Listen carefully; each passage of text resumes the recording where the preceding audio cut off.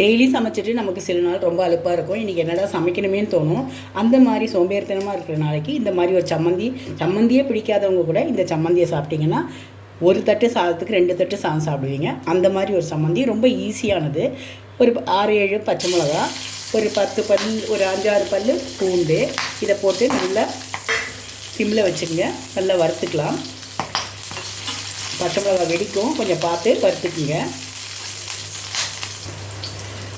கொஞ்சம் ஒரு சின்ன துண்டு புளி, கொஞ்சம் கல்லுப்பு, இதையும் போட்டு நல்லா வறுத்துக்கலாம். வறுத்துட்டு பல்ஸ் மோடில் நம்ம குறைன்னு அரைச்சிக்கணும்.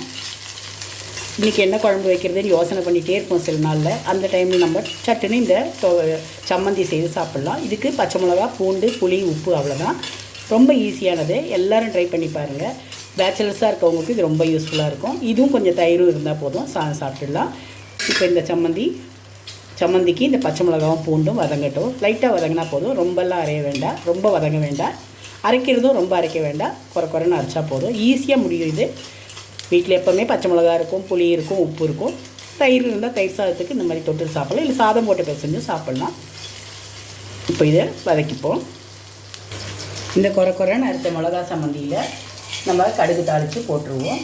கொஞ்சம் தேங்காய் எண்ணெயும் ஊற்றி தாளிச்சிங்கன்னா நல்லா வாசனையாக நல்லாயிருக்கும். போட்டுட்டு கொஞ்சம் கடுகு தாளித்து போட்டு அந்த தேங்காய் எண்ணெயை அதில் விட்டுடணும். விட்டிங்கன்னா சூடாக விட்டிங்கன்னா இன்னும் நல்லாயிருக்கும். விட்டுட்டு அந்த வெங்காயத்தை பொடியாக இந்த மாதிரி இடித்து வச்சுக்கணும். இந்த வெங்காயத்தையும் அதில் போட்டுடணும்.